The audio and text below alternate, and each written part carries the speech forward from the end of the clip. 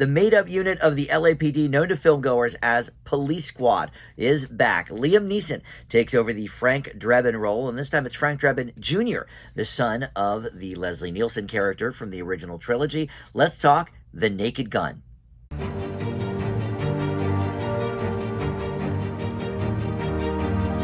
Hey guys, Dan here. This is Dan Reviews It. Welcome to my movie review for the 2025 version of The Naked Gun. This is the fourth installment of the franchise. Of course, we had that original trilogy starring Leslie Nielsen in the late 80s and early 90s. And now we have Frank Drebin Jr., Liam Neeson's character, and we have Pamela Anderson playing the Priscilla Presley type role from that original trilogy. And oddly enough, Anderson was actually offered a role in the third Naked Gun film, which ended up going to Anna Nicole Smith. So all coming full circle, you know, Pamela Anderson having a huge resurgence right now. So the timing could not be better for that. And I think the timing could not be better for this movie. And we'll talk about all of that here in just a sec. But first, let me welcome you back to the channel. If you are a subscriber already for Dan Reviews It, thank you so much for that. I love it when you guys return and check out my stuff. But if you're not, please consider subscribing and click the notification bell too. I do try to release videos just about every day. I've been slacking a little bit with my summer vacation here, but back to it. And if you hit that notification bell, you'll get the alerts for all my new videos coming out. You can just like this video or comment below too. That stuff helps the channel out tremendously. All right, so let's talk about The Naked Gun. So I am a huge fan of the original, really the original film, and then the second one's pretty good. Third one, you know, maybe not as much, but you know, eagle eye viewers of my channel will know that, you know, I have this box set here. It kind of stands out because it's big and chunky with all these other DVDs. But yes, I am a huge fan of that original film. It's in my top 20 movies of all time. I think it's minute for minute. I think it's the funniest movie ever made. And so, you know, could this one possibly live up to that? You know, look, there's not much plot here to discuss. I think, you know, plots in movies like this are sort of beside the point. You know, they're sort of a way to get from one joke to the next. But essentially, they are looking to perhaps close down Police Squad. And so Liam Neeson's character, Frank Drebin Jr., has to, you know, try and figure out a way to keep Police Squad open. And we have a lot of similar ideas, let's say, from that first Naked Gun movie porting over to this one, including, you know, the fact that at one point, you know, Drebin goes a bit rogue and goes off the rails and ends up getting suspended. You know, he is a terrible driver. There's some, you know, funny car moments. And there is a fun little montage sort of in the middle of the movie, set to a song from decades ago. The first movie with Leslie Nielsen had Herman's Hermits, I'm Into Something Good. This one takes a cue from the Mannequin film and does Starship, Nothing's Gonna Stop Us Now. But, you know, as the romance blooms between Pamela Anderson's character and Frank Drebin, we have this, you know, montage that really goes off the rails in this particular movie. We have some fantasy and magical realism entering into the picture as well, which we won't get into. But essentially, he is looking for a gadget called the PLOT device, or the plot device. Clever.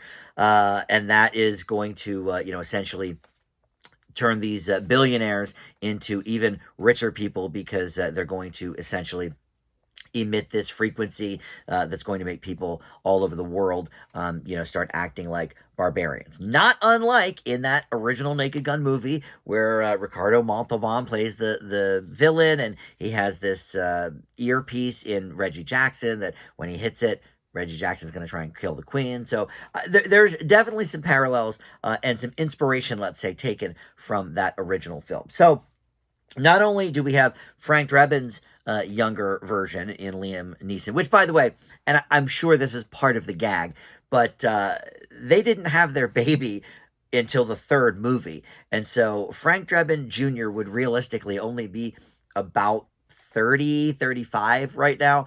Liam Neeson's like, you know, in his 60s or 70s, I don't know. But so, you know, I think that's part of the gag in itself. But you also have Paul Walter Hauser as Ed Jr. Ed was, you know, Frank's partner in the original. And then Pamela Anderson, her character, much like Priscilla Presley, is a little bit involved indirectly with the case. And so, the two of them fall for each other. But you also have Danny Houston, Kevin Durand, Liza Koshy, and a great turn by CCH Pounder as the chief. Very reminiscent in sort of tone and personality of the original chief. But there is this running gag with her husband who's always asleep that I really enjoyed. Look, this movie's full of gags. And I said up front, that potentially this is the time for a movie like this. And I really think it is. It's been a while since we've had a big, broad comedy in the theater. The last time that I laughed this hard in a movie in a theater was when I saw No Hard Feelings. That was Jennifer Lawrence from 2 years ago. It was like in the spring of 2023. So we're more than 2 years have passed since I've laughed this hard at a movie. And that's kind of a shame, that whole communal feeling of going to the theater and laughing your butt off with a bunch of people is a thing that sort of has been missing between COVID and all the streaming services. Like Beverly Hills Cop 4 should have been a theatrical release, and it wasn't. Happy Gilmore 2 would have been amazing to see with a group in theaters. The last time that a movie like this, a mockumentary style movie, made any kind of splash at the theater, I think was Pop Star Never Stop, Never Stopping. Which was a fantastic movie. Andy Samberg, did that. And not so ironically, Akiva Schaffer, who was part of the crew that brought us Pop Star Never Stop, what is it called? Never Stop, Never Stopping, is the director of The Naked Gun here, and he co-wrote the script as well with two of his writing partners. And Seth MacFarlane produced. It makes sense to me that this was as funny as it is. Akiva Schaffer and the Lonely Island Boys, they're always doing really, really funny, silly things, and this movie needed to be peppered with joke after joke after joke, and not all of them needed to work, and not all of them do. I would say that the joke hit rate is probably somewhere in the 2/3 range, maybe 70%. But for a movie like this, that's not bad because you're trying to squeeze a joke in either visual or verbal every, 15 to 20 seconds, probably.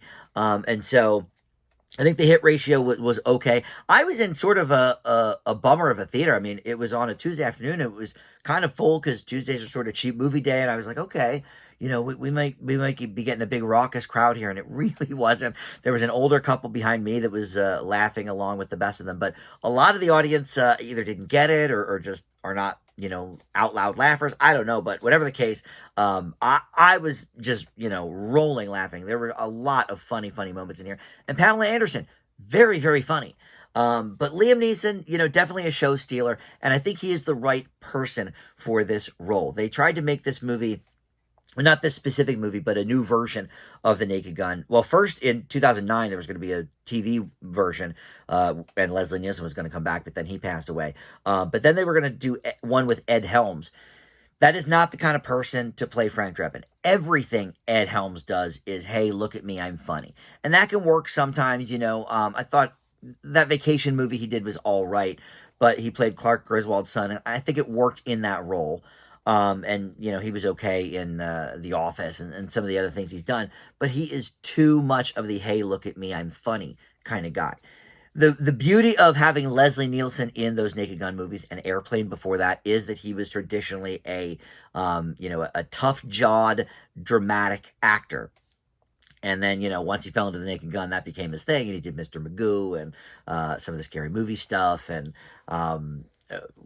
Dracula Dead and Loving It, and all of those sort of spoof movies, Spy Hard, and Liam Neeson, the perfect guy for this role because of course, yes, he's been a little bit funny in some of the other Seth MacFarlane stuff, but we've mostly seen him in the last 15-20 years do these tough action guys, like Brian Mills from Taken and all of these other movies. So he is the perfect person for this role, not Ed Helms. I'm glad they waited and did it this way because Ed Helms, I think, would have been terrible in this role.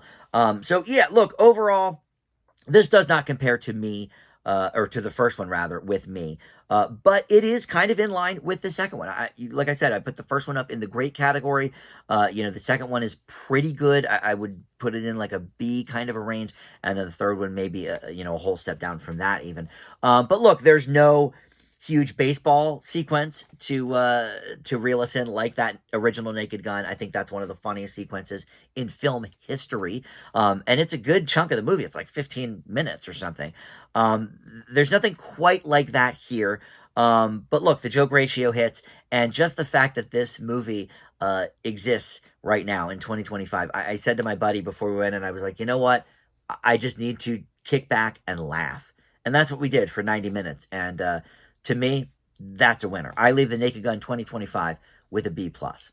And you can see it in theaters now, probably for a few weeks more as of this release, and then fairly soon after, I would imagine, on Paramount Plus, because it is a Paramount film. All right, thank you for watching Dan Reviews It. I will see you next time.